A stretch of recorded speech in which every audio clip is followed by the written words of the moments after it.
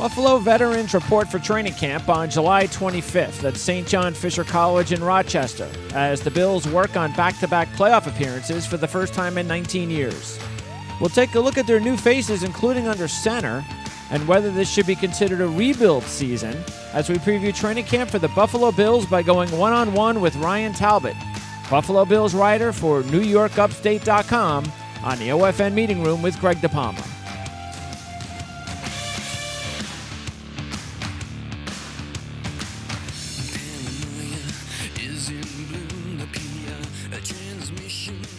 It's Friday, July 20th, 2018. I'm Greg DePalma. Thanks for tuning in to the OFN Meeting Room as we preview NFL training camps once again for the 2018 season.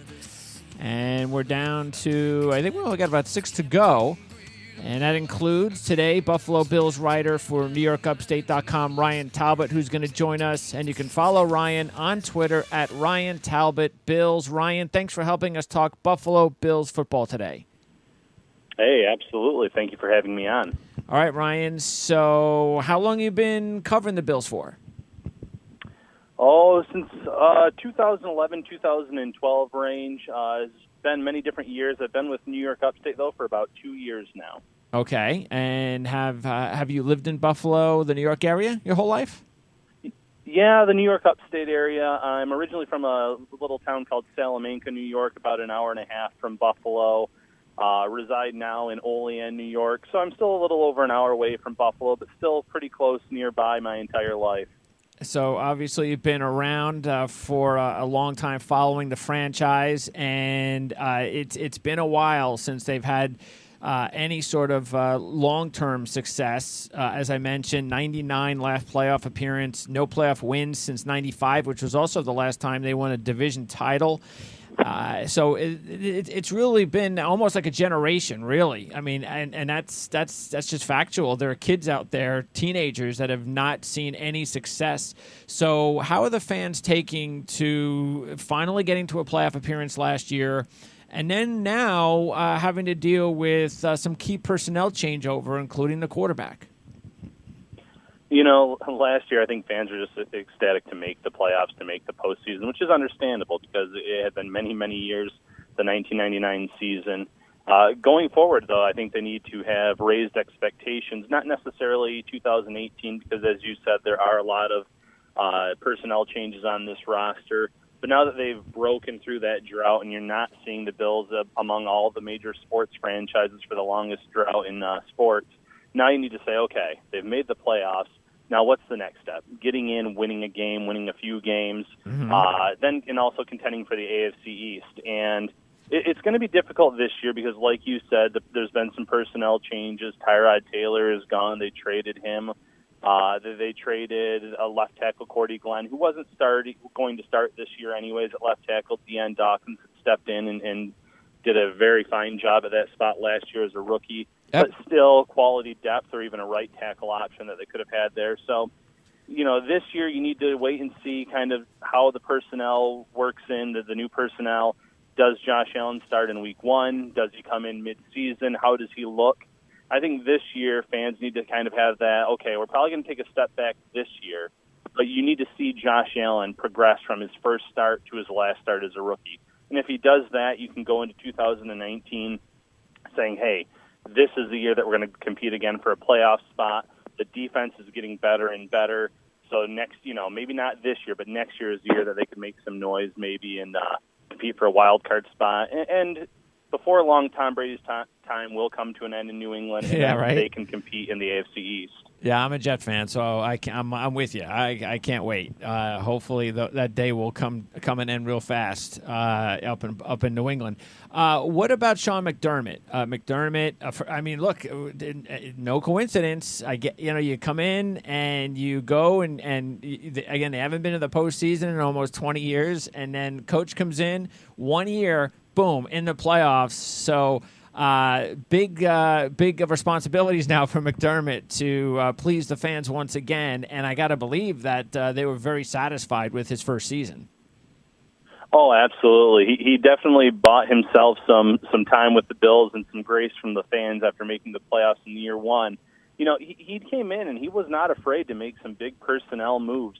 Obviously, that had to do with Brandon Beane as well, but trading away Sammy Watkins, who was their number one wide receiver, trading away Ronald Darby, who many expected to be their number one cornerback last year. And we're talking after the preseason had already started, so this wasn't, sometime over the summer. This was kind of late in the process where you're like, okay, can Tre'Davious White step in as number one cornerback, which he obviously answered that question with a resounding yes last year. Yep. Who's going to step up at wide receiver? Well, that was a bit of a struggle. They did struggle in the passing game last year. But at the same time, they got a quality pick for Sammy Watkins. They ended up getting a quality cornerback in E.J. Gaines, who has since moved on to Cleveland. But he was a guy that came in and was a quality number 2 cornerback when he was on the field. So, he's shown that he can make some he's not afraid to make some moves, and so far they've panned out for him. So it's going to be interesting to see how this season works out. Yeah, and that also included the move to go with Nathan Peterman against the Chargers when that came. It takes a lot of guts for a first-year head coach to make a move like that, and especially it backfired and such. But I agree with you. I really like the way that they're working together, both Beane and McDermott. I think they've got the right combination right there, and I think there's a lot to be excited about, especially if they get it right with Josh Allen. So how important was the hiring of Brian Daboll? Because Daboll and McDermott, they go way back to William and Mary, right? Yeah, they're both from that. They both have that experience, or they both kind of know each other from that. Rick Dennison was not a very good offensive coordinator last year. I think it's very safe to say that. He played it very safe. He was very predictable in terms of his play calling. So you'd like to think that there's nowhere to go but up with Brian Daboll. Daboll obviously has not had a lot of success as an offensive coordinator in the NFL. He's had a few stints with a few different teams, and none of them really panned out. But more recently, he's spent some time in New England. Obviously the New England coaching tree there, learning from Bill Belichick, learning from some of the other guys there. That can do nothing but help him. And then last year he was at Alabama, and obviously Nick Saban is not an easy guy to coach for either. So he's had some experience with some of the best coaches in the pro game and in the college game. So you'd like to think that he's learned some things in the last few years, and that he's going to come in and he's going to work with the strengths of this team, but also work with, okay, when Josh Allen gets in, what are his strengths? What are the things that I can do to help him as a rookie? And what do you think as we start off taking a look at the roster and offensively at quarterback as A.J. McCarron, who finally gets his chance? And I've been a fan of McCarron's, just the fact that here you got a guy that had so much success in college, and he waited his time with the Bengals. He gets an opportunity to play limited games, looks pretty good doing it, almost wins a playoff game if the defense holds late. Which would have been a nice feather on his cap for his resume. Still after that, doesn't get another chance. Almost got traded last year, which he probably would have played a little bit. Now he finally gets that opportunity. I'd be surprised if he doesn't get enough of an opportunity here with Buffalo to start. Now, I don't know how long that's going to be, but I'd be surprised if he definitely wasn't starting week 1. I think he has a very good shot at starting week 1. All 3 quarterbacks had their moments in the spring at OTA and minicamp. But I don't think Buffalo is in any rush to throw Josh Allen out there. I think they're going to wait until he's ready. So unless he is head and shoulders above the other 2 quarterbacks at training camp, I think they're going to go with one of their other 2 options, and it's going to come down to A.J. McCarron and Nathan Peterman. Peterman looked like he had put on about 10 pounds of muscle in the spring from last season.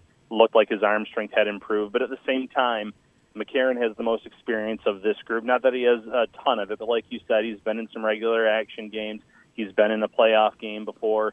He doesn't have the arm strength of a Josh Allen, but he kind of his game is predicated on timing, anticipation, throwing his guys open, which is very much unlike what Tyrod Taylor did. Tyrod Taylor kind of waited for guys to get open before throwing it, where McCarron's going to be more of I'm going to throw it to where they need to be type of guy, which I think can be successful in this league. I think he has a very good shot at starting at week 1. And unless he has some long-term success early on in the season, which the Bills have a very tough schedule early on, you're talking Baltimore, you're talking about playing against the Vikings, the Packers, so on and so forth. Yep. But if he can have some success, then the Bills have no choice but to leave him in. But at the same time, he could get half a season until the Bills bye a week or whenever the case may be before they get Josh Allen. So he is going to get that opportunity if he can beat out Nathan Peterman and kind of show consistency from the start of training camp and into the preseason. All right. Either way, though, I got to believe that the fans are excited about having a guy like McCarron who's had, again, he had a lot of success in college, and it's always fun to bring in a new quarterback to see what he can do, and then you got Josh Allen. So, and then let's not, again, like also forget Peterman, and he was a guy I remember last year when we were talking about quarterbacks at our lads, that he could be a sleeper, mid-round sleeper when the Bills picked him, figured, you know, maybe that's a really good spot for him. So this is an exciting trio of quarterbacks. I got to believe that the fans are excited to see exactly how it transpires this season. Even though, again, there's no Super Bowl this year, but at least if you take a look at even the most recent past years, and Tyrod Taylor is a good, safe quarterback, like you said, but is he that exciting quarterback, potential franchise quarterback? I'm not sure he ever was, but you got these three guys, and it gives you some hope. Oh, without a doubt. I mean, Tyrod Taylor may have reached his ceiling with the Bills because, like you said, he played it safe. He's a guy that was very exciting at times with his feet, with his arm, making plays. But late in games, he struggled making comebacks when they were behind. He had trouble in terms of anticipating throws. He waited for guys to get open, and the Bills struggled at that area in terms of creating separation. So it's always exciting to bring in some new guys, especially when you pick a quarterback in the first round of the draft because, hey, if this is the guy, and you being a Jets fan, if Sam Darnold is the guy, yes, you're set for the next decade, yep. Decade plus, as long as obviously you re-sign them. And that's huge because in today's NFL, it's all about the quarterback position. The teams that year in and year out make the playoffs generally have a quality quarterback. All right, let's take a look at the running back situation. And what's right now the latest with LaShawn McCoy? You know, it's been kind of quiet over the last week. Obviously, the big break last week around this time, I believe it was Friday, in fact, was that Delisha Cordone's lawyer had told CBS News that she was no longer certain that LaShawn McCoy was involved in any capacity. You know, and if that is the case, and if nothing comes out of this, LaShawn McCoy will be on the field week one. He was obviously nowhere near Atlanta, Georgia, when the home invasion took place. He's been training in Miami. So he obviously had nothing to do physically being there. So that's the good news there. You know, you hope that whoever was responsible for the home break-in, for the assault, gets found and gets, obviously the strictest punishment of the law. But right now, it's kind of been silent over the last week with McCoy. So, you know, fans are obviously hoping he has absolutely nothing to do with it. He's saying he has nothing to do with it. So until something else develops or changes, you'd like to think that he will be on the field in week one for Buffalo. He has been the MVP of this offense or of this team since joining the team. Yep. I think that'll still be the case this year. The offense is going to run through McCoy. The big thing is going to be how does the offensive line in front of him hold up, because obviously that looks a lot different. Sure. And can the quarterback make throws, because until a quarterback, whoever that may be, proves themselves, you're going to see other teams stacking the box and saying, okay, we know McCoy is your guy. We know you're going to get him involved, whether it's in the run game or in the pass game. We're going to challenge them to pass. But, yeah, McCoy is still this team's offense. He is going to make life easier for either A.J. McCarron, Nathan Peterman, or Josh Allen. And obviously he's going to have a huge role in terms of running the ball and catching the ball for the Bills. And there's a little bit of a worry, though, isn't there, as far as if anything were to happen to McCoy, and I'm talking injuries or anything like that, because, they brought in Chris Ivory, and hopefully that would go well. But even past Ivory, there seems to be some depth issues maybe in the backfield. You tell me. Again, just looking at it, it looks like maybe there's some depth issues. And also, wouldn't you think that they wouldn't want to just hammer McCoy too much? I mean, he's what, 30 this month? And we just already saw what happened to Murray. You know, he retires right about the same age, and there's a lot of people that in the NFL, as you know, once you get to 30, how long do you have left in the NFL? So do you think the Bills are going to want to try to lessen his workload? And that's why Ivory's here. And if that is the case, who's the number 3? Do you think the number 3 is on the team?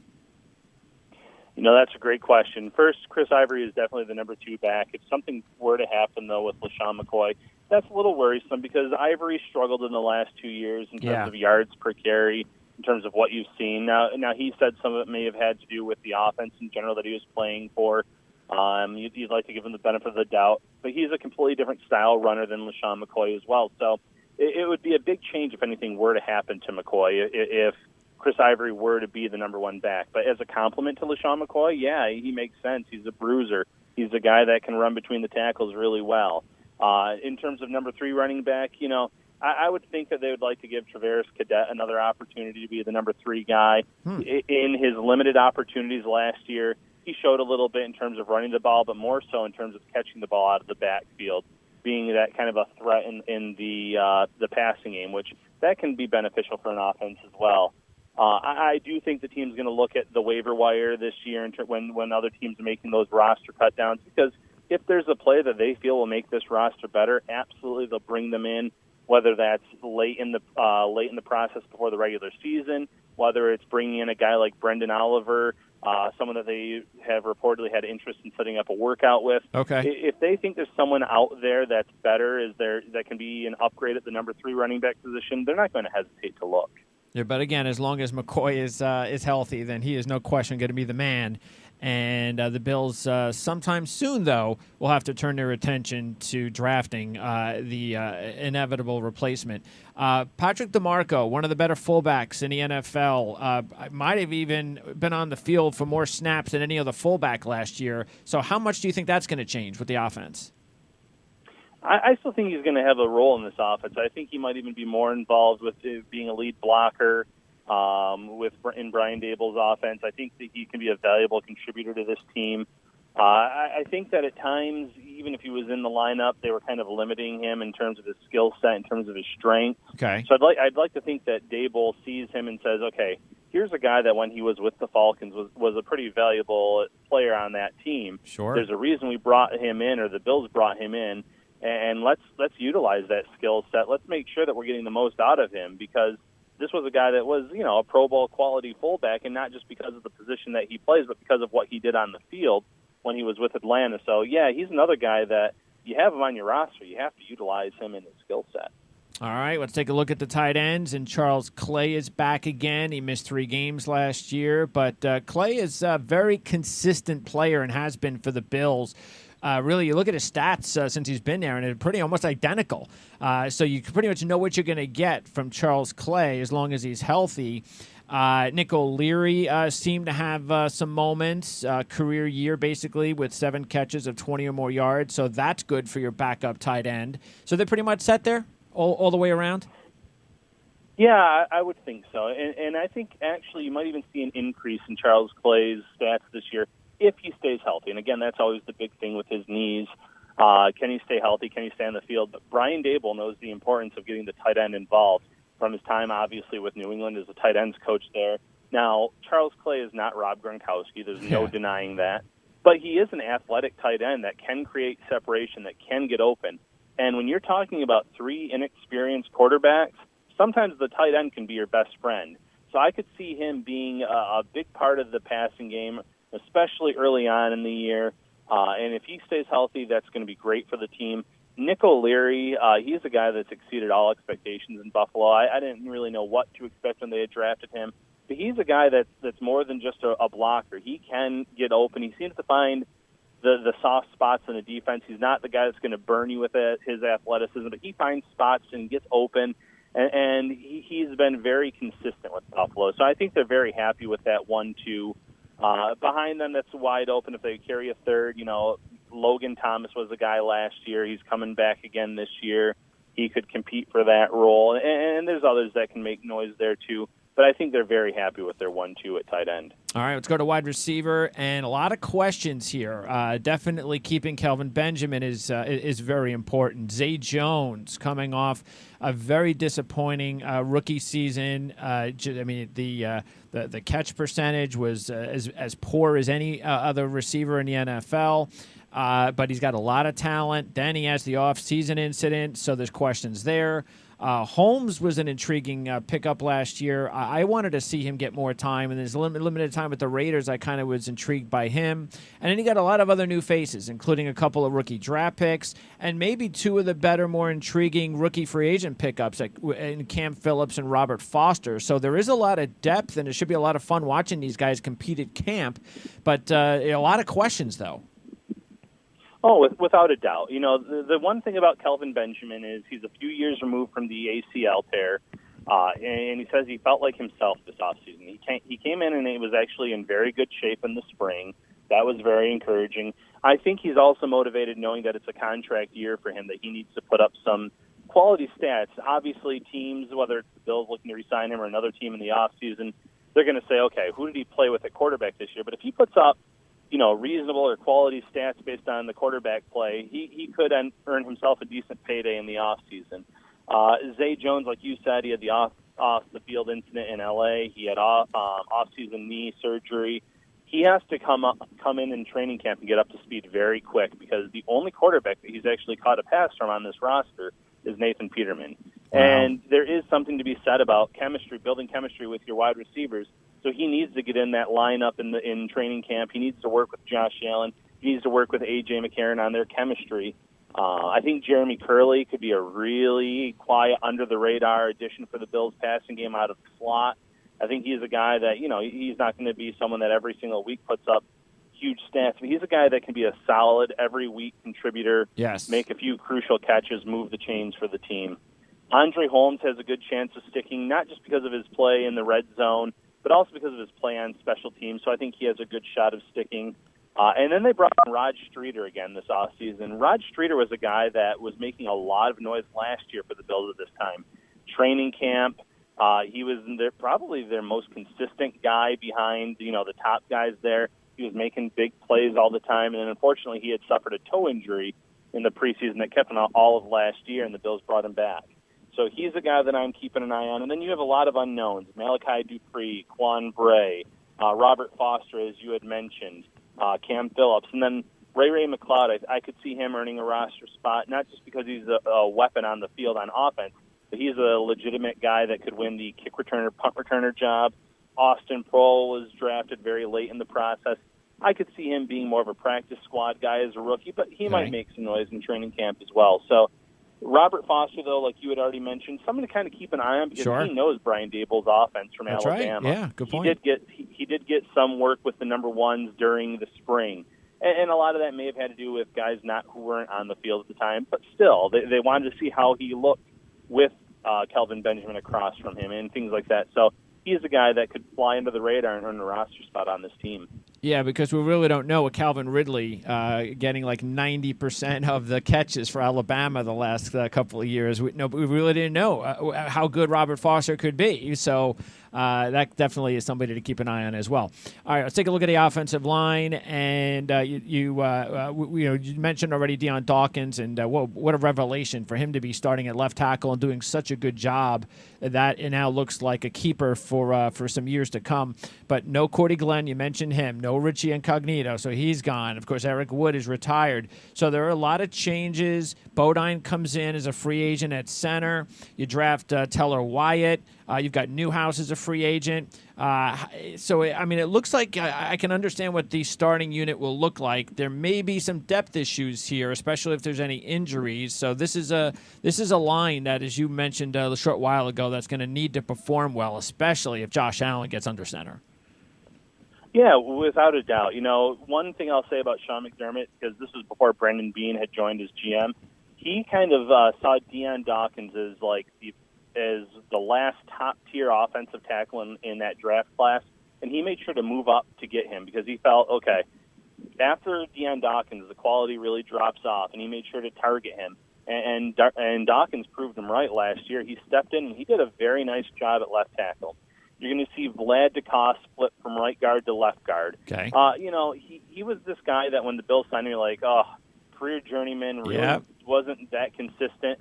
I actually thought that he was one of their most consistent linemen last year at right guard. He actually impressed me quite a few games with some key blocks that he had made. Can he do the same at left guard? Can he do the same in this new offense? We'll see.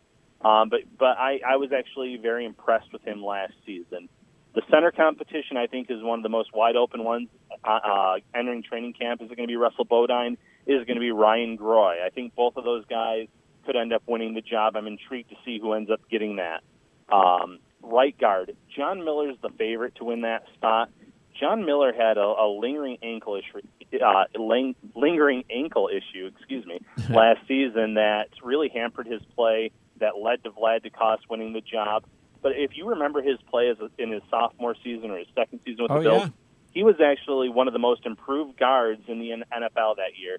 Pro Football Focus labeled him as the most improved second-year offensive guard in the NFL. He went from something like a 39 grade by their measurables to something in the 70s. So if he's healthy, and he's really been working hard this offseason with LaShawn McCoy, with Deion Dawkins, he looks like a guy that could kind of get his career back on track. And then Jordan Mills at right tackle is most likely going to win that job. Marshall Newhouse could compete for it. But Mills needs to be more consistent in both, not just one or the other. He was at times dominant in maybe pass protection, but then he struggled in run protection or run blocking. So he needs to be more consistent overall in his play. But then the depth behind him, as you mentioned, Wyatt Teller is a guy who could get an opportunity as a rookie if one of the guard spots, either they go down with injury or if they're lacking consistency there.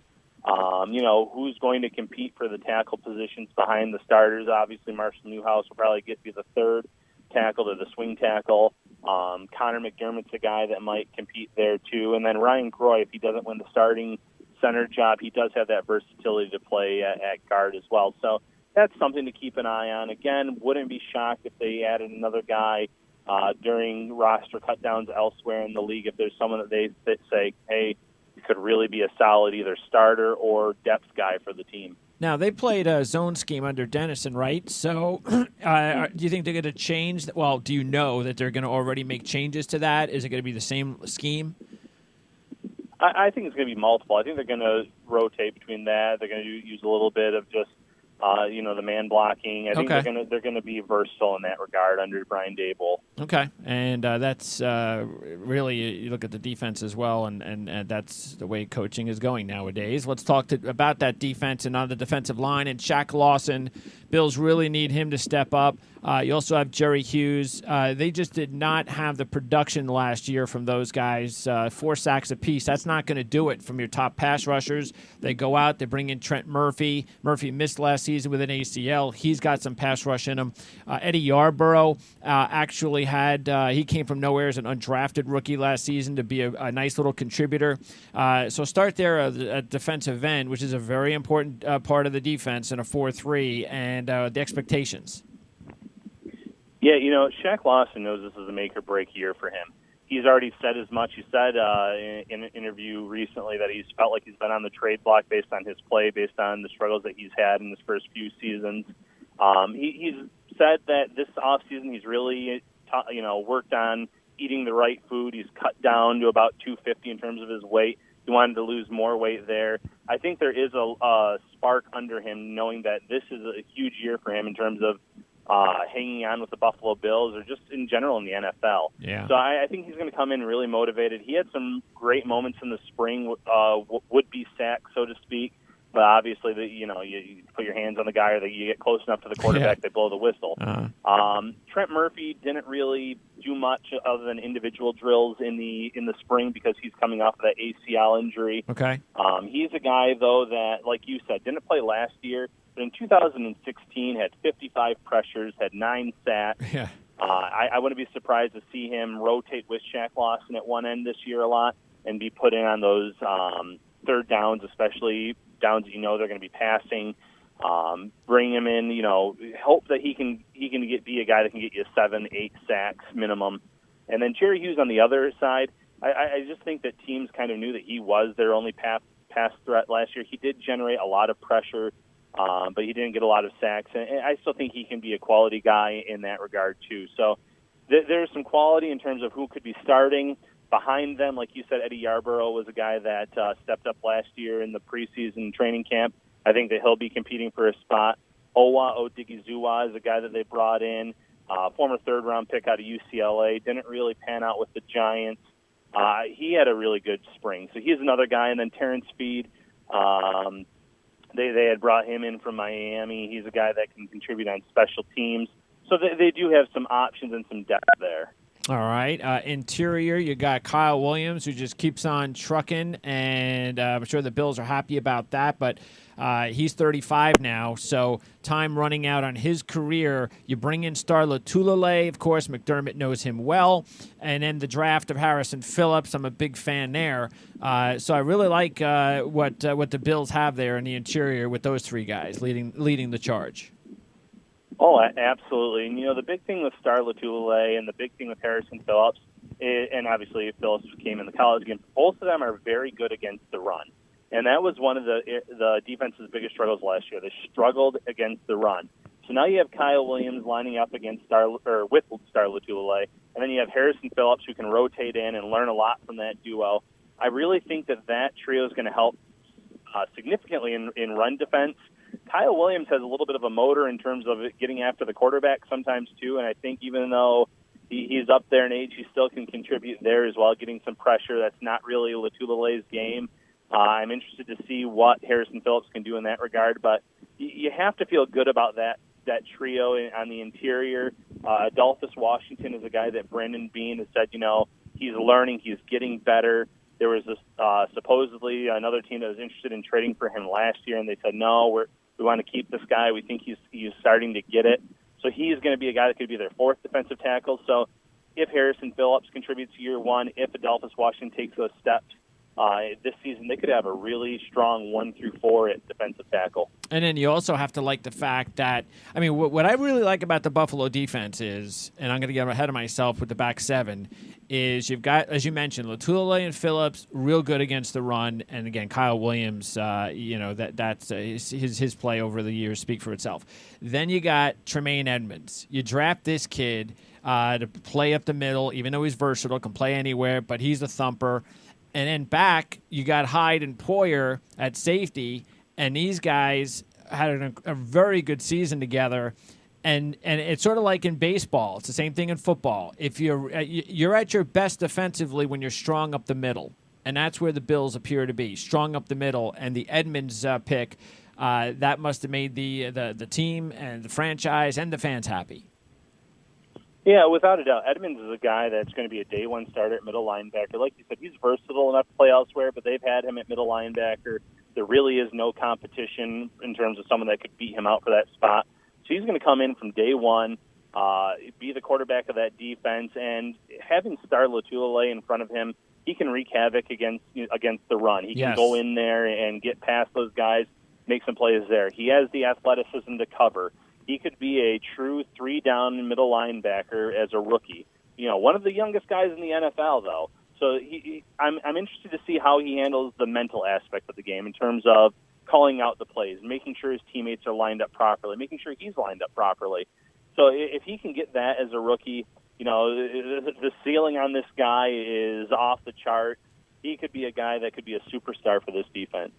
Yeah, and then on the outside, Matt Milano had a nice rookie season, and he's one of these lunch pail types, so he's going to fit in perfectly with the Bills.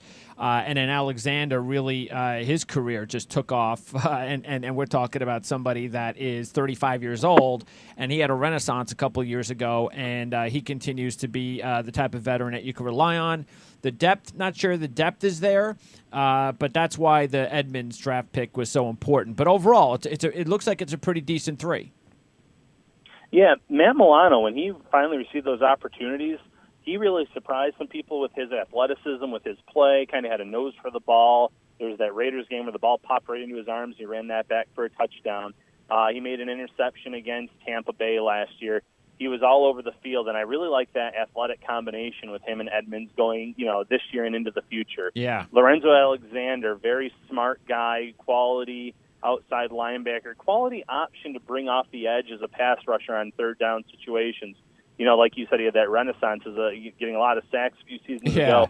I think they're going to try to use him in that regard, bring him off the edge every now and then, go after the quarterback and see what he can do there. In terms of depth, they brought back Ramon Humber for another season. Tanner Vallejo played a lot of special teams as a rookie last season. He's probably looking at being the number 2 middle linebacker behind Tremaine Edmonds.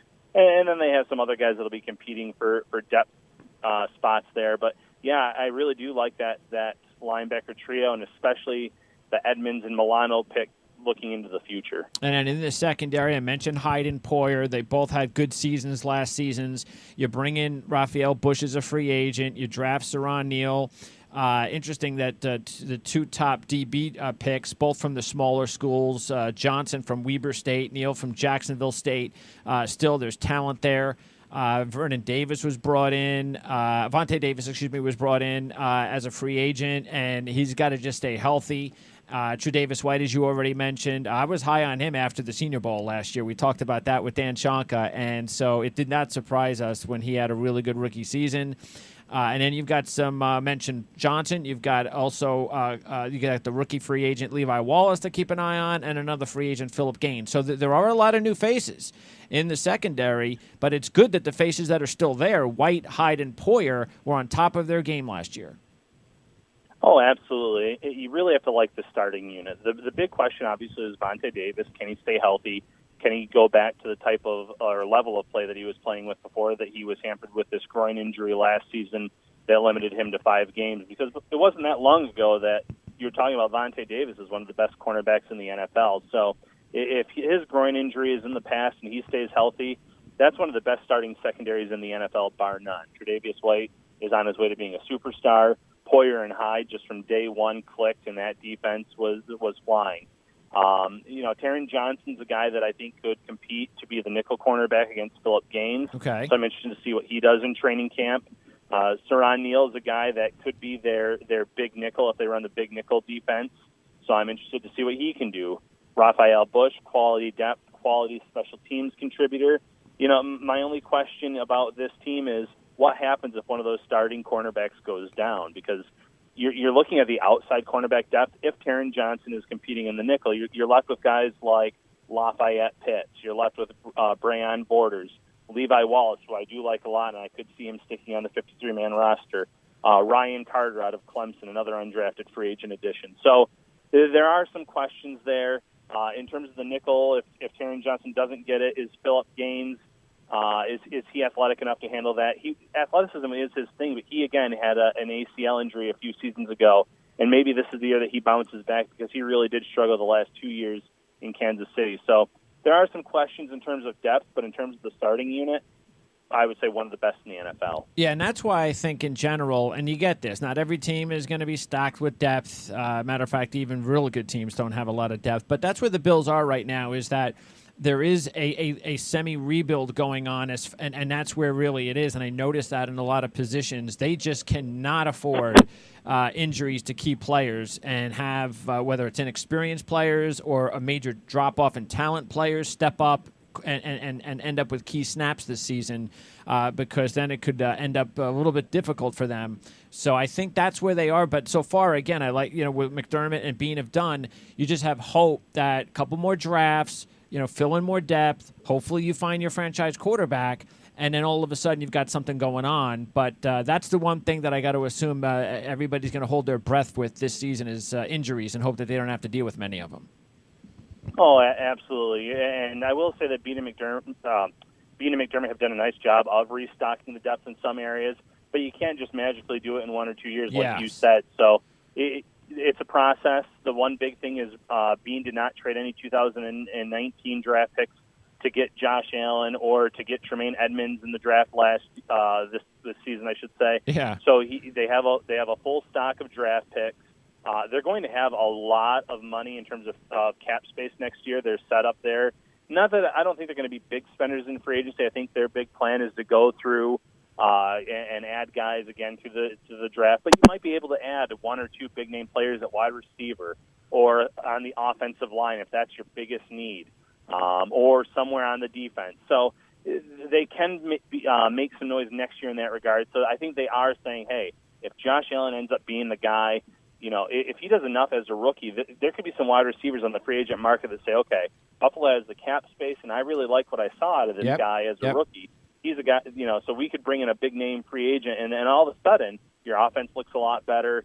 You can add a running back, I should say, to be that heir apparent to McCoy in the draft. So you have a cheap option there for 4 to 5 seasons, depending on how early you draft the guy. So there's a lot that this team can do in the future. Yeah, I think the Jets and the Bills are ahead of the Dolphins when I just look at what's in place, front office, coaching staff, and so forth. I think they're ahead of the Dolphins right now. I like Ace. I just don't know about the front office in Miami right now, and they also, we don't know about Tannehill because that's huge, and they've got nothing basically after him. So I think Bills and Jets with Allen, with Darnold, and with their foundations are a little bit ahead of the Dolphins. And then again, if Tom Brady finally leaves, or even Belichick, I think that'll be a big boost for the Bills and Jets in a couple of years. Before I let you go, Hauschka had a big year, but Colton Schmidt, he's going to battle Corey Carter for the punting job? Yeah, I think Colton Schmidt will still end up getting it. You know, if you look at his average, his yards per punt, you might not come away impressed, but he did do a good job of pinning other teams down last year within the 20-yard line. He did do some nice things. It still is a competition. I wouldn't say he's a 100% roster lock, but yeah, I like his odds of being on the roster again. Hauschka was a star last year, especially from 50 yards or more out, and that was huge for an offense that struggled to put points up, that you could count on a guy, you know, to connect from that far out, that he could be consistent enough. So you're hoping he has just as good of a year, too, in Buffalo. All right, and then as you also mentioned, the kick return jobs are pretty much wide open, right? And overall, this was a good unit, by the way. Special teams was a good thing for Buffalo last season. Yeah, without a doubt, but they didn't bring back Brandon Tate, who handled a lot of the return responsibilities. Again, I think Ray McLeod's a guy to keep an eye on for both spots. Tywan Jones, if he wants to make this 53-man roster, he would have to do it in one of the return jobs, mostly the kick return, I believe. I don't think he really has much experience. So he has one experience in one, not the other. Kalen Clay is a guy they re-signed at wide receiver who, if he wants to make the roster again, it would be as a return man. He has especially punt return. He had some success last year when he went back to Carolina. He had a touchdown, I believe, against the Jets. So it's wide open, but they do have some guys that can compete for those jobs. Obviously, Micah Hyde is another guy that they could bring back there for punt return. But do you really want to bring back one of your best defensive players? And I would say no to that. Yeah. So unless you're saying, listen, go there. I don't care where they punt it, fair catch the ball. Yeah. You don't want to put Micah Hyde back there. By the way, Curley's good at that. Curley, Curley's another guy. He's consistent. He fair catches a lot. He doesn't turn the ball over. That's what he specializes in. Mm-hmm. And I don't think he's going to be a superstar in this offense, but I could even say then saying, listen, he's important to our offense enough where maybe you don't put him back there unless there's an injury. Maybe you give that Ray McLeod a guy spot to him, saying, okay, we drafted him late. We drafted him because we think he could be a really quality athlete for this team, not only just on offense, but he could make some noises in the kick return, punt return game. So Curley's definitely an option, but I could see them saying the same thing. He's obviously not at the level of a Micah Hyde on defense, but he's still a guy that could be such an important contributor on offense that you don't want to put him back there. Yeah, and they definitely, if they can get some easy scores or field position on special teams, that'll be a boost as they're working in these new quarterbacks and a lot of new players on offense. Ryan, a terrific job. Thanks a lot for letting us know what's going to go on starting next week at training camp for the Bills. And we look forward to talking to you a few more times this season. Hopefully it'll be a fun season for Bills fans and a fun season for you to cover. Hey, thanks for having me on. I appreciate it. All right, Ryan, you got it. And Ryan, by the way, as far as Twitter is concerned, you can follow Ryan on Twitter at Ryan Talbot Bills. Again, that is Ryan Talbot Bills, Talbot. That's the last name. And great job by Ryan to preview training camp for the Buffalo Bills here. We only have one more AFC East team to go, and that is the New York Jets. The team that I cover will have our Jets show on Monday at 11 o'clock Eastern Time, and then that'll wrap it up for the AFC East in training camp. Right now, we don't have anything scheduled for later today. That might change. Keep in mind, we still have to do Arizona, Atlanta, Carolina, Houston, and the Chargers, as well as the Jets, and get them all in before the 25th, 26th would be nice. Don't forget to order a subscription of your choosing, including the 2018 Ourlads NFL Draft Review Guide here at ourlads.com. And make sure to follow us on Twitter at PrimeSN, as in Sports Network. And when you do that, you'll know immediately when everything is available on demand, including this interview right here with Ryan Talbot covering the Buffalo Bills. And he does that for NewYorkUpstate.com. So for Ryan, I'm Greg. Thanks for tuning in to another edition of the OFN Meeting Room on the Our-Lads Football Radio Network, where it's never too early to think about the start of the 2018 football season.